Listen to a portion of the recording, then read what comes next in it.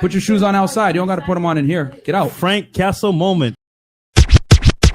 On the theme of unity, what do you think about the JQ implosion? There's been a lot. I know you're pretty good friends with Dan Bilzerian, right? And Jake, so we both said the same thing. People were saying this stuff about Dan, but I went to Dan's house too. I didn't see anything. He asked me to lock up my phone. It was a good hangout.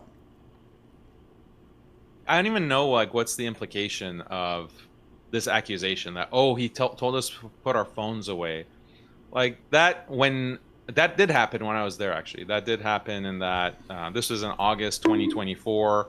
It was a gathering. Like the video was leaked. Like someone posted the video of me being there, and Nick was there, Myron was there, Jake was there, and yeah, like we all know, like even like when I was visiting you in New York, you noted that all these phones have listening that can be tapped in at any time through the mic. Daniel said that I should mute my Blue Yeti mic when I'm not streaming. I'm like, bro, they're listening, like they're tap everything I do. It's like I don't have privacy. We all don't, but I'm definitely under profile, and you too. They're listening. Yeah, so I mean, it's not like a strange thing to say, like, okay, let's put our phones to the side. It doesn't mean like, we're planning a assassination operation or something like illegal. But it's just like to have privacy. Yeah, and it's not like we just put our phones like on the kitchen counter, like his living room, if like is connected to the kitchen, and there's like an island, there's counters, and we just put a little bit at a distance.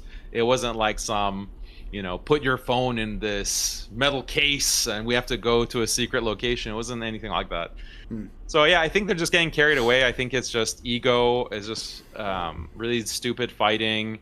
I do think Nick is responsible. Like Nick, I don't think Nick's a Fed. I want to put that out there. The allegations that he's a Fed, I have no information to. I also don't believe that. Not only have I not seen anything, but I just don't believe it. And I would say that I think he is if I did, but I don't think so. I don't think he's a Fed, but I think that he might have like certain backers that might be within the deep state. He might have backers that are in the deep state, and so some of the things, like there's been a big shift in his attitude on a number of different issues, and it comes out like the whole Venezuela situation, if you remember. Like he became a big supporter of U.S. intervention and basically using an iron fist to exert America's will across the globe. Like these kinds of statements, I don't think historically that's been his position, like having a really muscular global empire like US empire. Like I don't think that's been his position historically. I think he's adopted that recently, maybe. No, he has. I see clips from back in 2018-19 when that happened. We had a back and forth about it because I was very against Venezuela regime change. I think I've been vindicated. They're sending all this oil to Israel. But he's been consistent about Monroe Doctrine for years.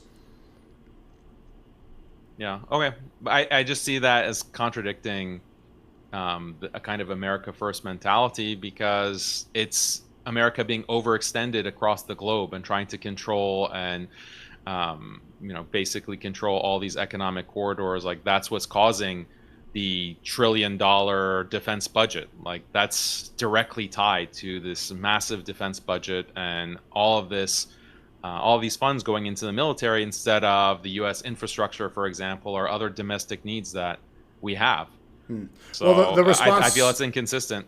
The response would be that Venezuela regime that gives us oil and controlling a lot of the world controls the choke points, and we get to dictate and we get to boost our economy by weakening others. And it's not world dominance. Monroe Doctrine does say the Western Hemisphere specifically. I think it was early 1800s where it says that the whole Western Hemisphere belongs to the American Empire. So America first, people who make their whole thing America first fully believe in Monroe Doctrine. That's why they're also pro taking over Greenland, Canada. I think that whole, and Cuba. So again, like it makes sense to have like, okay, you're America first and you're thinking from the perspective of the founding fathers and you want to extend US power. But we acknowledge, and Fuentes acknowledges, that the US government is occupied. It's a Zionist occupied government. You have a oligarchy, a Jewish oligarchy that exerts this much control over the U.S.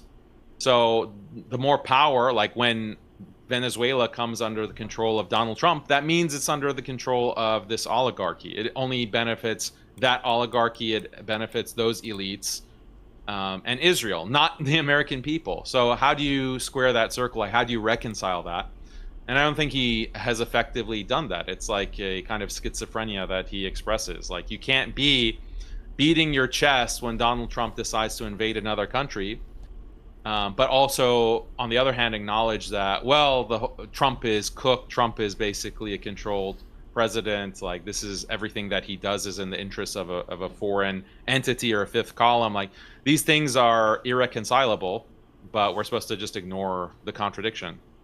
Yeah, I don't agree on everything.